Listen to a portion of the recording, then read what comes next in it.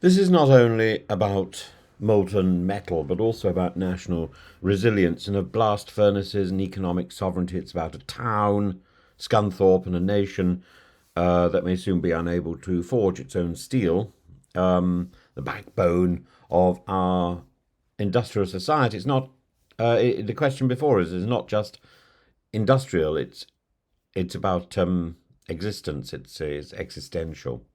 And British steelmaking is not a quaint relic, it's the bedrock of our bridges, railways, warships, wind turbines. In the 19th century, we led the world. By 1967, we were Europe's second largest steel producer. We were still. But by 2025, unless we act, Britain could become the only G7 nation without primary steel making capacity. That would mean no ability to produce virgin steel, no control over a foundational material in defence construction or energy. It would leave us dangerously exposed in times of global volatility from wars to tariffs. And Scunthorpe is home to the last two blast furnaces in the UK. These are not just industrial giants, they are the beating heart of a community. 2,700 direct jobs hang in the balance, with thousands more in the supply chain. And the Chinese owned Jingye Group, which bought the British steel factory in 2020, has said the furnaces are no longer viable, claiming £700,000 in daily losses. The government offered support, raw materials, subsidies, even transition aid, but talks have collapsed. So Keir Starmer's response was to recall Parliament today on a Saturday, vowing to pass emergency legislation in a single day. This is politics in its most muscular form: emergency powers, taxpayer funding, and a likely path to nationalisation. Even Farage, not usually one to sing from the hymn sheet of nationalisation, visited Scunthorpe this week and said, "This is a vital strategic asset. If the orders for coking coal and iron pellets don't go in within 3 days, it's done." And he rightly pointed to the human and economic catastrophe that would follow closure.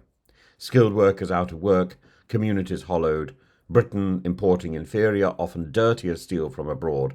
And this rare convergence, Farage unions, Labour ministers, all backing intervention, tells us something. Scunthorpe is not a partisan battleground, it's a national emergency. Now, we don't need to ignore the elephant, or rather the admissions in the room. Blast furnaces are carbon intensive. Green steel via electric arc furnaces is the long-term goal, but Port Talbot's conversion would take until 2028.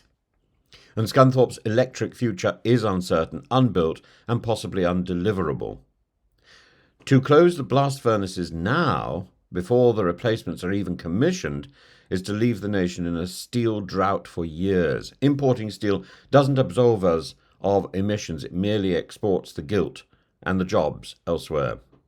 As Dan Marks of the RUSI put it, we could enter uncharted territory, the only large economy globally importing at this level. Scunthorpe is not a spreadsheet, it's a town. And these furnaces built families, paid mortgages, trained generations. Eleanor Wright, a 29-year-old electrician and single mother, said losing her job would jeopardise her daughter's specialist education. The mental health toll of redundancy is already being felt, as it was in Port Talbot and Redcar before. To shut down the blast furnaces is not just to close the plant, it's to fracture a civic identity. This isn't just about nostalgia, it's about necessity. Strategic steelmaking underpins national security, industrial independence, and regional diversity. And you can say, well, we shouldn't have closed Port Talbot. No, we shouldn't have done.